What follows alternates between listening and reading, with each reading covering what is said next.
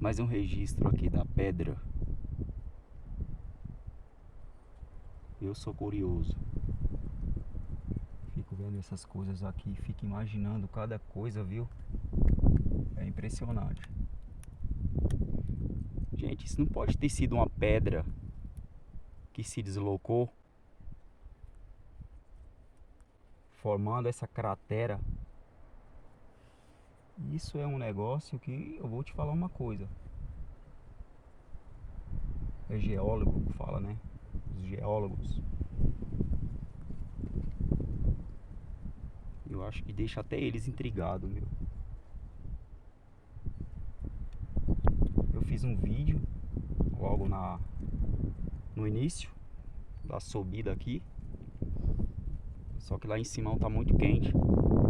Daí procurei uma sombra lá para descansar um pouco.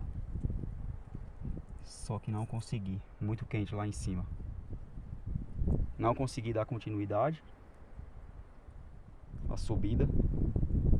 Voltei para trás porque tá muito quente. Não trouxe água. Aí parei aqui de volta aqui. Encontrei essa sombra maravilhosa do lado dessa imagem que deixa muita gente intrigado.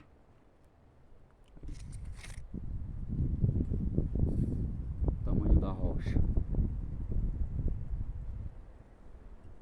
Já desci tudo isso, vim lá de Simão. Passei aqui novamente.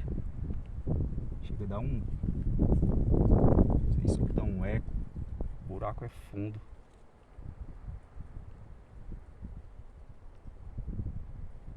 O que vocês acham disso daqui? Isso daqui foi cavado?